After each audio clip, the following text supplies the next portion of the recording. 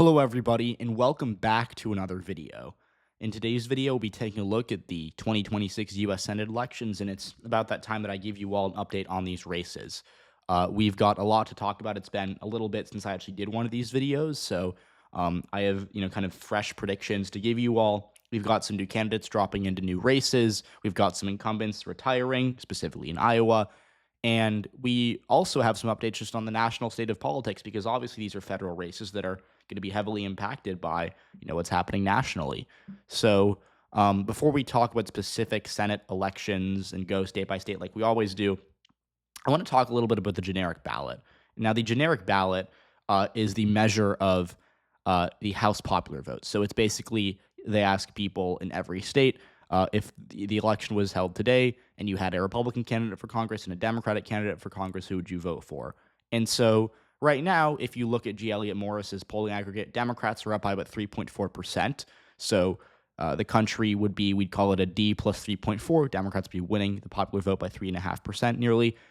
Just to put it in some context, Republicans won the House popular vote by around 2% last year in 2024, which was a pretty good performance for them. And then in 2020, when Biden won the election, Democrats won the House popular vote by about 3.5%. So you can kind of see that as the nation swings, that's pretty closely reflected in the generic ballot. The other term for this that I use more often is the national environment. The national environment just means, how much one party is winning the House popular vote by. It's just kind of a measure of the mood of the voters, because Congress is broadly, obviously, there's some exceptions. Some candidates are really good, but for the most part, people vote in congressional elections kind of just based on the party that they're, feeling closest to. That's why we see the House swing pretty wildly. Like in 2008, Democrats won the generic ballot by 6.5 or 7%, maybe even a little more. And then in 2010, just 2 years later, Republicans won it decisively, I think, by 6% as well. So that's just kind of my little spiel about the generic ballot. It's important to consider because it does really impact how these races are going to go, right? Like in a year where Democrats are winning the generic ballot by a 2018 margin, they could, be in a toss-up territory in Ohio and maybe even win Iowa. But in a year where Democrats are, winning, or maybe Republicans are winning it by one, Iowa and Ohio would not really be competitive to any extent. So with that all having been said, let's get into it. Safe Democratic states, we're going to, kind of put the usual ones up here. For the most part, there shouldn't really be any debate about these. I think Virginia's the only one you can make the case for not being safe. But in 2020, Mark Warner won by 12 points. He outran Biden by 2, so I think he could win by a similar amount. We'll also see how the governor's race there goes, but it's expected Democrats are going to win that too. Republicans, they're going to get a couple more safe seats here, just because for the most part, a lot of these races are just pretty red. The one state that I think you could put in safe but not fully confident would be Florida, just because this is kind of an open seat. Obviously, in 2020, the seat was not up for election because this is Marco Rubio's seat, so it's a special election. And it's, I guess, for that reason, it's kind of an open seat. But nonetheless, Florida's a red state now, and I think we all kind of have gotten used to that. Even though back in 2020, the last time these elections were held, Florida was considered to be a toss-up state, which is crazy to think about. Let's get into the more competitive states. For likely Democratic states, I'm only going to see, I think, 2 or 3 as of right now, actually. We're going to do New Mexico, Minnesota, and New Jersey. Now, these are states that I think for the most part should be pretty easy to explain. New Mexico was unexpectedly close back in 2020 when Ben Ray Lujan, this was an open seat, only won by around 6%. He underperformed Joe Biden against Mark Ronchetti. Now, I don't think that this was a horrible performance, but it wasn't very good at all, just considering that Biden wasn't all that good in New Mexico either, and Ben Ray Lujan underperformed him pretty significantly. Nonetheless, New Mexico voted for Kamala Harris by 6% last year, and whether or not it's a blue wave year like 2018 or just maybe a marginal Democratic year like maybe the reverse 2022, that should be enough to preserve New Mexico as being pretty solid for Democrats, even if it's not a huge landslide.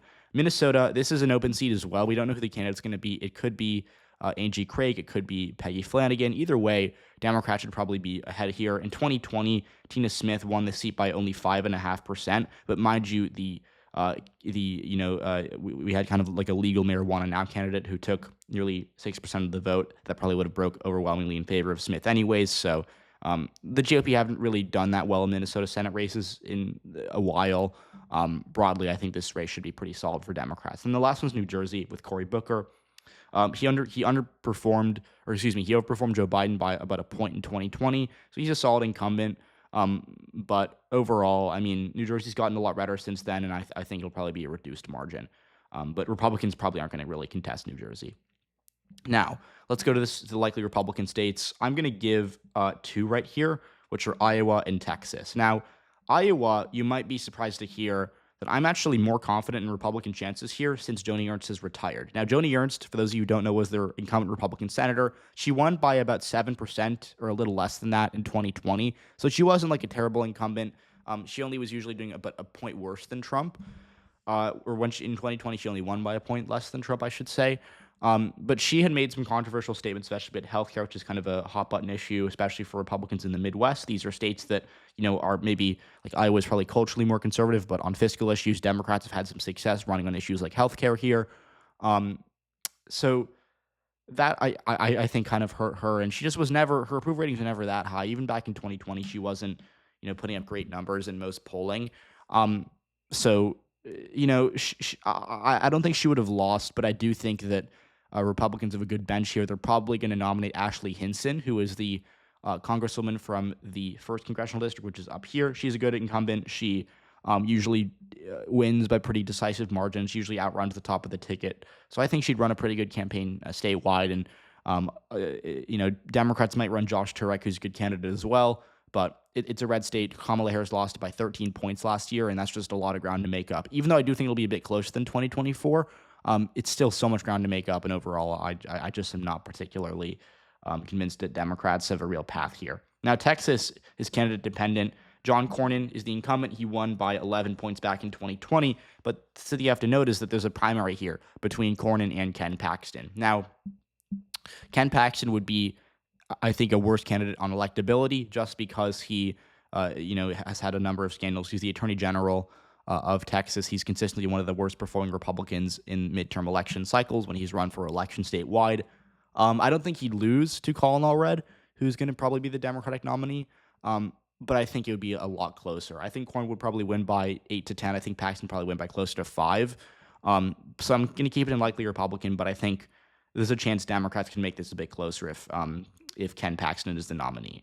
So going over to our lean Democratic states, I'm going to put two here. We're going to go Georgia and New Hampshire. Now, starting in New Hampshire, this one's close to being likely. I moved it down to lean just because it's kind of an unpredictable state, right? Like back in 2020, we saw Jeanne Shaheen win by 16 points against Corky Messner, who was, not a super well-funded Republican candidate. Wasn't really much he could do in this race. She, of course, has retired. Chris Pappas, who's the congressman from the Coastal District, which is the 1st district up here, is going to be the Democratic nominee in all likelihood. He's a good candidate. He won.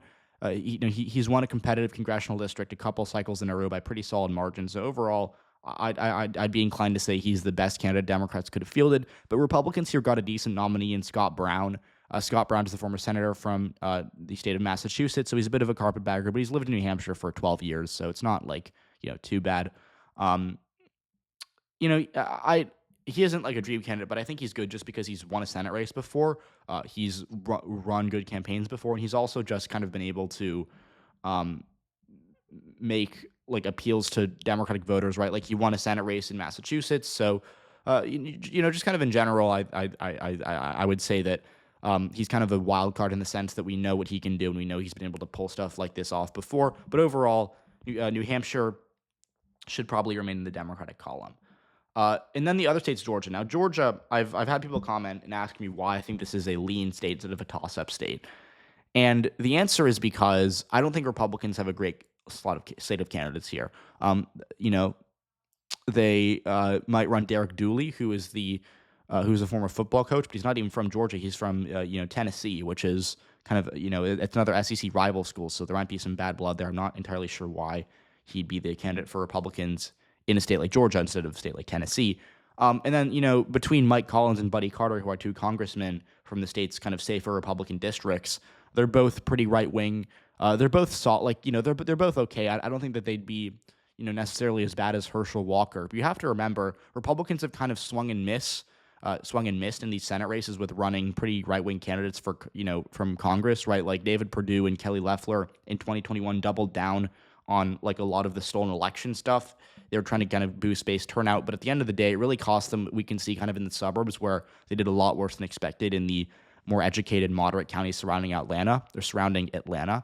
And to me, that's kind of a sign of things to come. Georgia's a left-running state. Kamala Harris only lost by 2% in a year that was pretty Republican-leaning. And so Ossoff's an incumbent. He's, in most polls, pretty popular in Georgia. And he's also been able to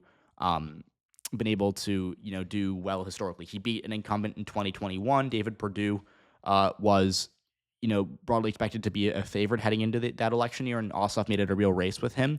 And then the other thing to note is that Georgia, on top of left trends, this is 2026 might be an environment that's Democratic leaning to a solid extent, but also it'll probably be at least bluer than 2024 in a year where, again, Kamala Harris only lost by 2. Georgia basically matched the country as a whole.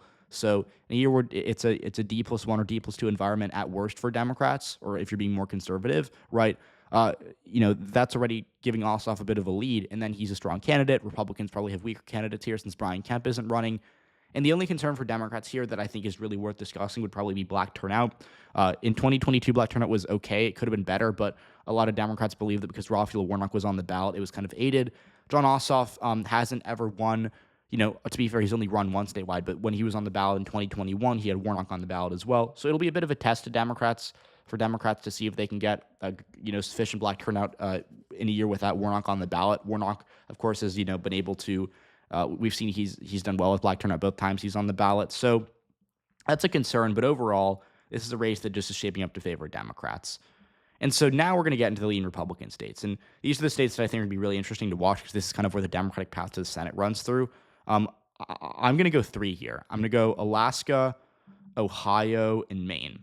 Now, Alaska is a state that is normally not super competitive. In 2020, in that Senate race, it was won by Dan Sullivan by 12%. It was really not particularly close, even though a lot of Democrats hoped it would be close. And that was mostly because we saw, Sullivan was able to outrun Trump in areas like Anchorage, right?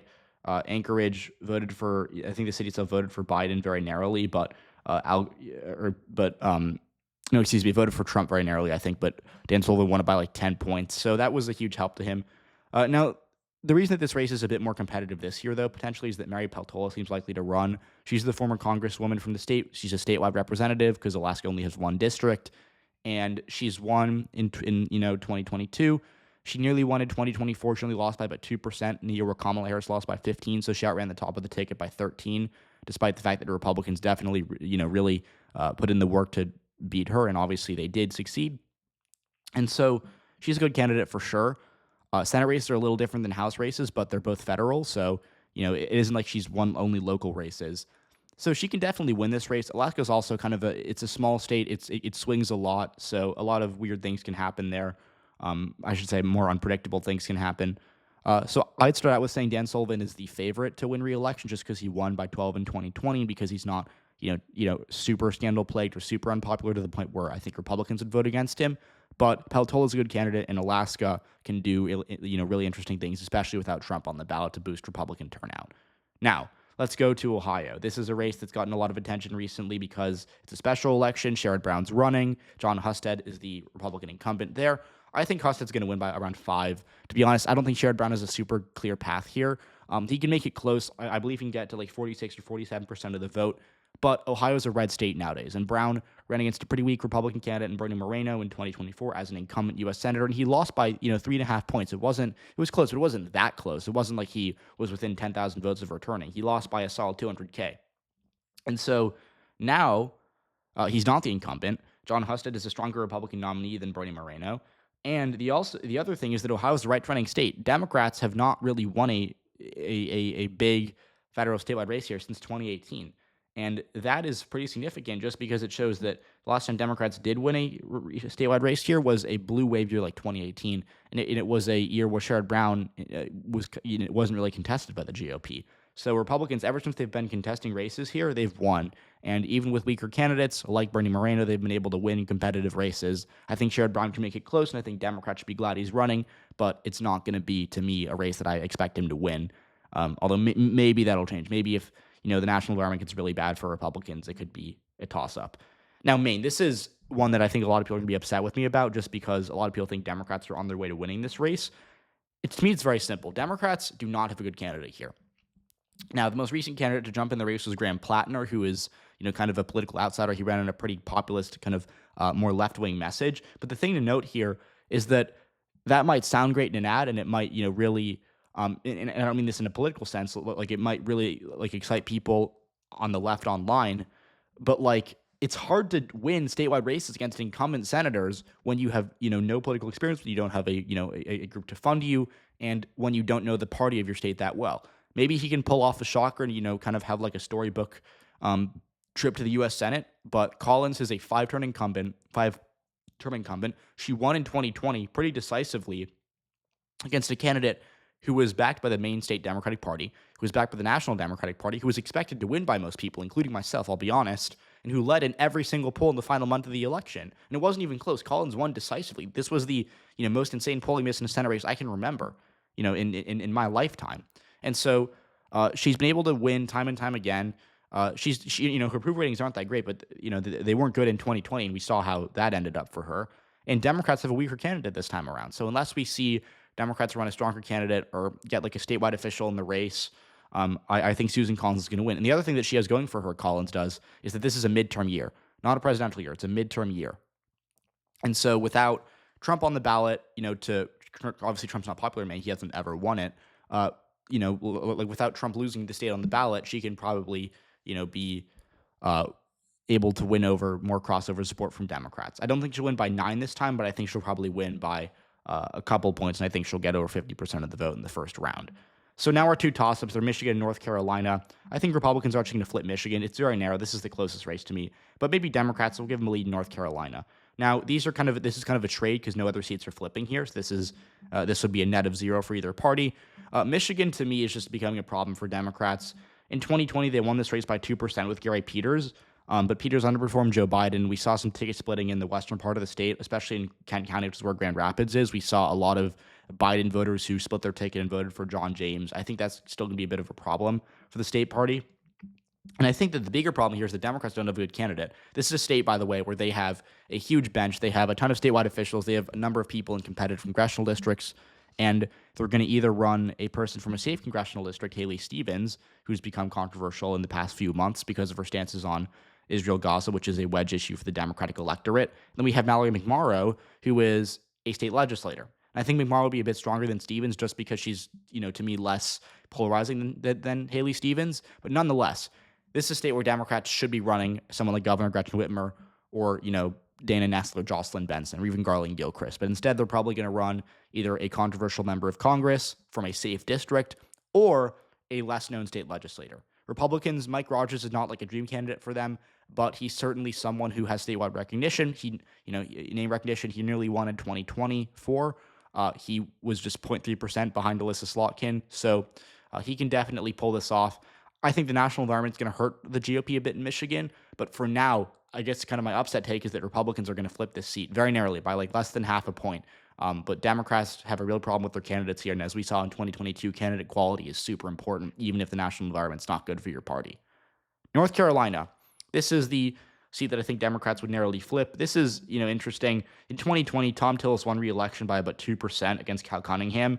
Tillis is now retiring. Republicans are likely to run Michael Whately, who is the chair of the state party. So he's not really a political elected official, but he's more of a kind of a political strategist.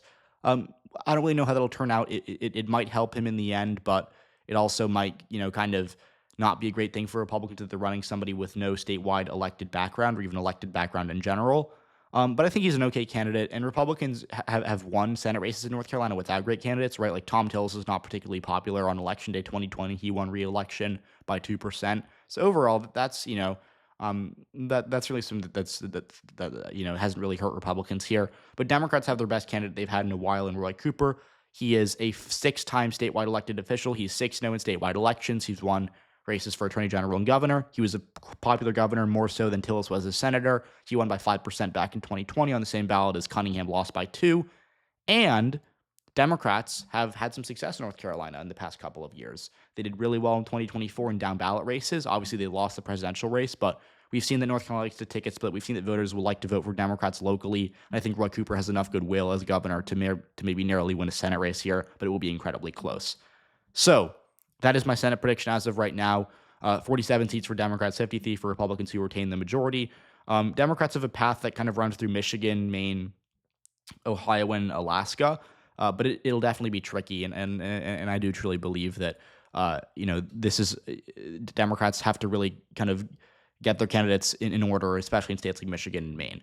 So thanks for watching, and I'll see you all next time.